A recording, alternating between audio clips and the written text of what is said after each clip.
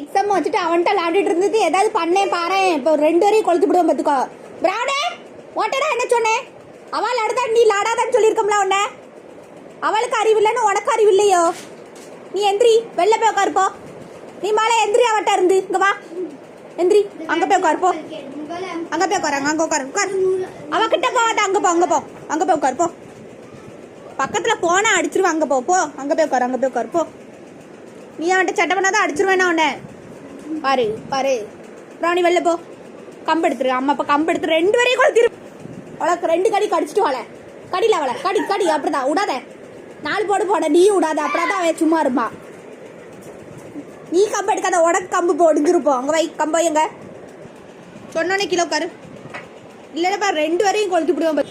எந்திரிச்சா கொளுத்தி விடுவோம். கொளுத்தி அவகிட்ட சண்டை போட்டுட்டு போ. நீ வேற இடத்துல போய் உட்காந்து படிப்போ.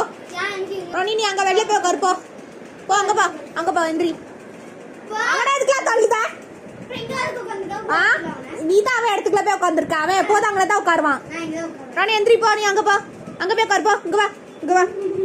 எந்திரில போலாங்க. காலை விடு விடு அவ காய. அவன் எக்ஸாமுக்கு படிக்காம உட்காந்து உன்ட்ட டைம் பாஸ் பண்ணிட்டு நீ உட்காந்து விளையாண்டுட்டு இருக்க. அவனை டிஸ்டர்ப் பண்ணா ஒன்னு அடிச்சிருவே பண்ணா பாத்துக்கோ. நீ அங்க வெளில போய் உட்காருப்போ. ஒன்னதான் வெளில போ சொன்னேனா, அவனை போ சொல்லல.